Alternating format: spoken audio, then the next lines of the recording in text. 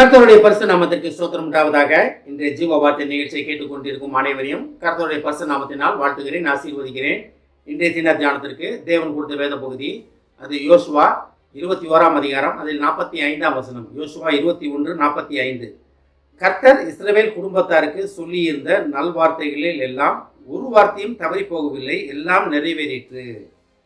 இன்றைய தினம் தேவன் உங்களை குறித்து சொன்ன நல்ல வார்த்தைகள் எல்லாம் நிறைவேறும் காலம் இது.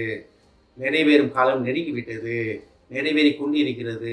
அன்னையர் சாட்சியாக சொல்ல முடியும், தேவன் எனக்கு சொன்ன காரியங்கள் அனைத்தையும் நிறைவேற்றினார் அப்படின்னு. ஒருவேளை நீங்கள் நிறைவேறாத காரியங்கள் இருக்கிறதா, உங்கள் வேண்டுதல்கள் இருக்கிறதா, எதுக்கும் கவலைப்படாதீங்க. கர்த்தர் உங்கள் வார்த்தைகளை, அவர் சொன்ன வார்த்தைகளை நிறைவேற்றும் காலத்தில் நீங்கள் வாழ்ந்து கொண்டு இருக்கிறீங்க. அந்த விசுவாசத்தோடு மட்டும் இருக்க வேண்டும். நம்ம வசனம் எப்படி ஆரம்பிக்குது பாருங்க. கர்த்தர் இஸ்ரவேல் குடும்பத்தாருக்கு. அப்போ நீங்களும் இஸ்ரவேல் குடும்பத்தார் தான். கர்த்தரை ஏற்றுக்கொண்ட அனைவருமே இஸ்ரவேல் குடும்பத்தார் தான். கர்த்தர் இஸ்ரவேல் குடும்பத்தாராகிய உங்களுக்கு சொன்ன நல்வார்த்தைகளில் எல்லாம் ஒரு வார்த்தையும் தவறி போகவில்லை. அப்போ அவர் சொன்ன வார்த்தைகள் எல்லாமே நல்ல வார்த்தைகள் தான்.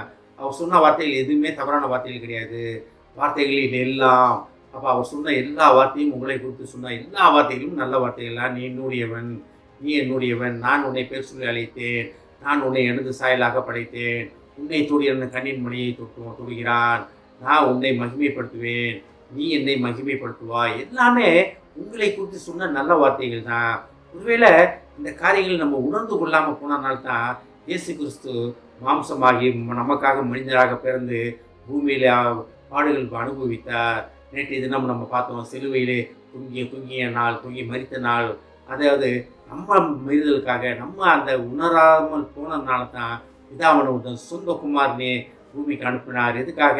அந்த வார்த்தைகளை நிறைவேற்றுவதற்காக, தேவன் நம்ம மேலே கொண்ட அன்பை விளங்க செய்வதற்காக, நம்ம புரிந்து கொள்வதற்காக. இவ்வளோ காரியங்கள் நடந்திருக்கிறது.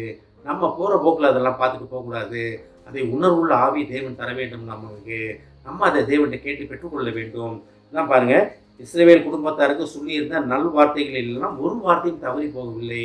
இது கேட்டுக்கொண்டு தேவஜனமே, கர்த்தர் உங்களை குறித்து சொன்ன நல்ல வார்த்தைகள் ஒன்றும் தவறி போவது கிடையாது. நீங்கள் எதுக்குமே கவலைப்பட வேண்டாம், எதுக்கும் நீங்கள் பயப்பட வேண்டாம். உங்கள் குடும்பம் ஆசீர்வதிக்கப்படும், உங்கள் பிள்ளைகள் ஆசீர்வதிக்கப்படும், பிள்ளைகளின் பிள்ளைகள் ஆசீர்வதிக்கப்படும், அவர் திருமண வாழ்க்கையை ஆசீர்வதிக்கப்படும். கர்த்தர் நன்மையானதையே தருவார்னு தான் நம்ம வேதத்தை படிக்கிறோம். அப்போ தேவ நாமத்துக்கு பயந்து மட்டும் இருக்கணும். தேவன் நமக்கு சொல்லுவதை கேட்டு நடப்பேன் அப்படின்னு இந்த லெந்து காலத்தில் ஒரு முடிவு எடுப்போம். நம்ம ஆண்டவரே, இனி பழைய வாழ்க்கையை வாழ்ந்தது போதும் ஆண்டவரே, இனி நீங்கள் சொல்கிறதை கேட்டு நடப்பேன் ஆண்டவரேன்னு நம்ம முடிவெடுக்கும் ஒரு காலமாக இது இருக்கிறது. நம்ம எந்த இடத்துல இருக்கோம்? அந்த வசனத்தை நான் திருப்பி படிக்கிறேன். கர்த்தர் இஸ்ரவேல் குடும்பத்தாருக்கு சொல்லியிருந்த நல்வார்த்தைகளில் எல்லாம் ஒரு வார்த்தையும் தவறி போகவில்லை, எல்லாம் நிறைவேறிற்று, எல்லாம் நிறைவேறிற்று என்று நீங்கள் கர்த்தருக்கு சாட்சியாக, தேவனுக்கு சாட்சியாக நிற்கும் வருடம் இது, காலம் இது. ஆமென். ஜெபிப்போம்.